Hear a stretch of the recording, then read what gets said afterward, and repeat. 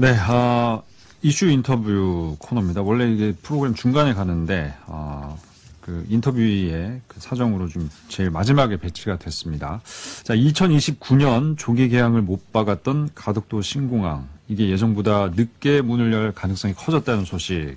이번 주에 부산 시민들에게 굉장히 지금 뜨겁게 다가오고 있는데, 가덕도 신공항 부지조성공사 수의계약 대상자인 현대건설 컨소시엄이 국토부가 애초 제시했던 7년보다 2년을 연장하겠다라고 얘기를 한 겁니다. 2029년 개항 그리고 2032년 말 준공, 이건 불가능하다는 얘기인데요. 기간 연장과 더불어서 또 예산 추가도 불가피하다는 입장을 내놨습니다. 자, 관련해서 좀 전에 기자회견을 마친 이지후 미래사회를 준비하는 시민공감 이사장을 바로 전화 연결해 보겠습니다. 이사장님 안녕하십니까? 네, 안녕하십니까? 예. 그 기자회견을 하신 게 이 사안인 거죠? 네네, 맞습니다. 예. 거기서 어떤 얘기를 하신 겁니까? 지금 이제 국토부가 제시한 공사 기간을 하고 예산을 현대컨소시엄이 맞추기가 어렵다는 거예요. 그렇죠. 예. 네, 그래서 저희들이 거기에 관련된 이제 내용, 완전 이거는 뭐 저희가 뭐 현대컨소시엄의 뒤통수를 맞았다고 봐야 되겠죠. 네네. 그래서 거기에 대한 약간 분노도 좀 표출하셨던 것 같고, 그렇습니까? 네네. 예. 지금 그러면 상황이 어떤지 일단 그거부터 간략하게 정리를 좀 해볼까요, 먼저? 네네. 애초에, 국토부의 가덕신공항 부지조성공사 입찰 조건은, 뭐 공사 기간이 84개월, 그리고 공사 비용은 10조 5천억이었거든요. 네, 그래서 이제, 현대컨소시엄이 세 번의 입찰을 모두 단독 입찰에 응하면서, 수의계약 대상자로 선정이 되었는데, 그런데 이제 현대컨소가 지난 28일 날 국토부에 이제 제안을 했어요. 가덕신공항 기본 계획서를 제안한 계획서를 보면은 84개월의 공사 기간으로는 준공이 어렵다. 그리고 108개월을 제시를 하였고 공사비 역시도 1조 원 가량을 더 책정해 달라는 그런 상황입니다. 예, 그러니까 이게 어떻게 보면 전혀 지금 예상치 못한 상황이 발생을 한 건데. 그렇습니다. 정부가 설정한 10조 5천억 원보다 1조 원이 더 필요하다는 게 이게 왜 이렇게 갑자기 큰 액수가 늘어나게 됐다고 현대 측에서는 얘기를 하는 겁니까?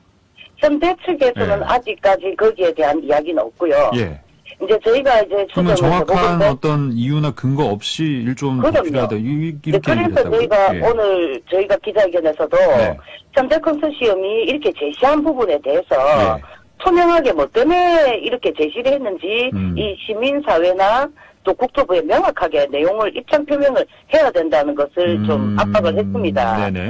저희들이 이제 추정을 할 때는 아무래도 이제 최근에 뭐 우크라이나 전쟁 등으로 이제 전 세계뿐 아니라 이제 국내에서도 건설공사 비용의 뭐 자재비가 급등한 것은 좀 사실이지 않습니까? 네, 그런 거를 좀 감안해서 이제 현대컨소시엄에서 이제 비용을 좀 늘렸던 것 같고요.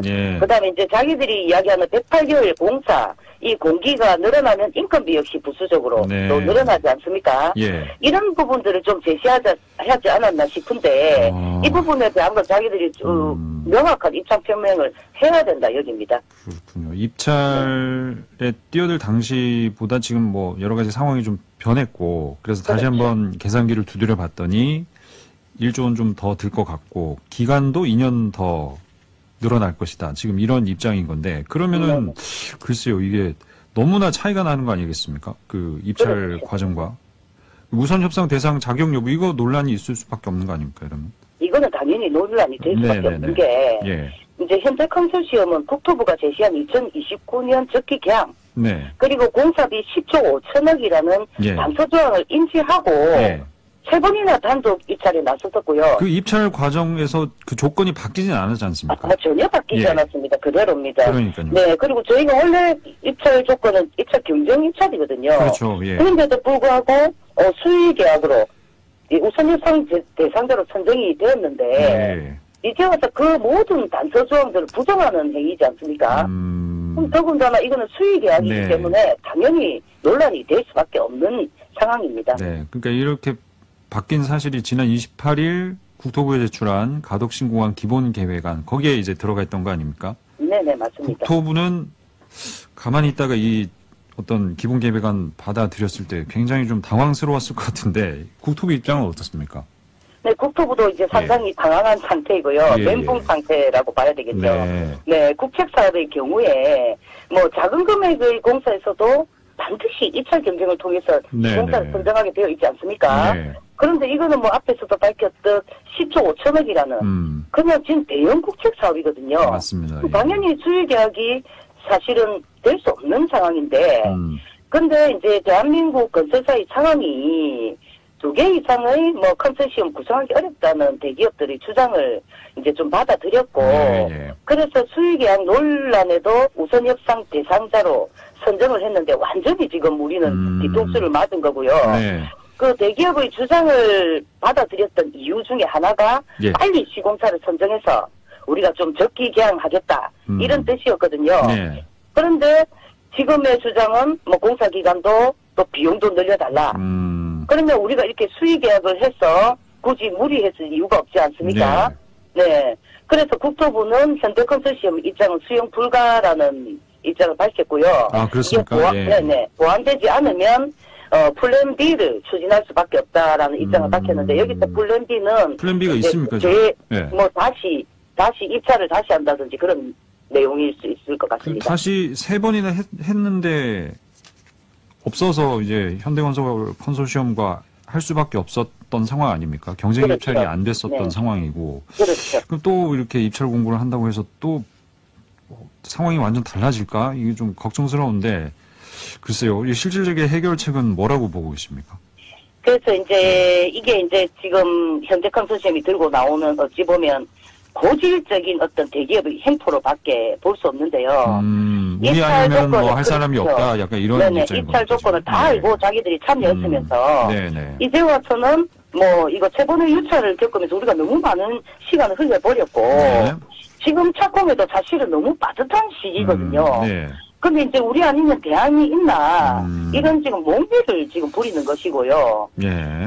공사비 상승은 사실은 뭐 지금 현 상황은 사실이니까 바다를 메우는 난공사에 참여한 시공사의 입장을 좀 감안해서 공사비는 뭐 현실적인 책정을 좀 하더라 해도 균형 발전의 한 축을 담당한 신공항 건설의 공기는 특허 신기술을 도입해서라도 2029년 적기 개항하는 것이 중요한 상황입니다. 그러면은 일단 뭐 공사비는 1조 원 정도 늘려줄 수 있지만 공기는 지켜라 이겁니까 그러면? 그렇죠. 공기는 반드시 지켜줘야 되죠.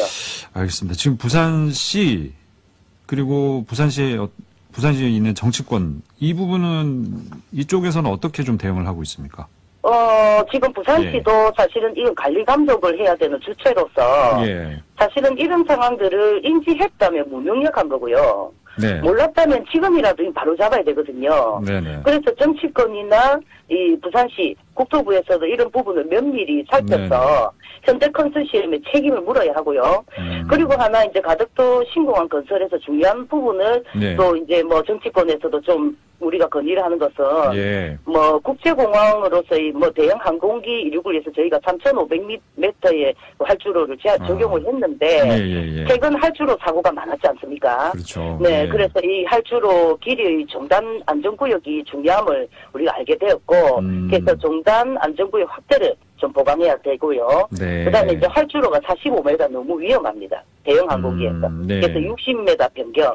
그다음에 제7차 공항 개발 계획 수립 시에 제2 활주로 시설을 반영해야 되는 부분 이런 부분들까지 정치권에서 좀 면밀히 살펴가지고 근데 이런 게 또 들어가면 이런 부분 보완돼야 되는 부분까지 만약에 반영이 된다고 하면 또 막 공사기간이 늘어날 명분이 되는 거 아닙니까? 혹시 이렇게 명분이 된다라고 생각할 수도 있지만 이런 부분들이 하루 이틀 나왔던 이야기가 아니고요. 애초에 가덕신공항을 처음 설계할 때부터 나왔던 이야기들이기 때문에 공기는 특별히 늘어나지 않아도 신기술 도입을 한다 하면 가능할 수 있습니다.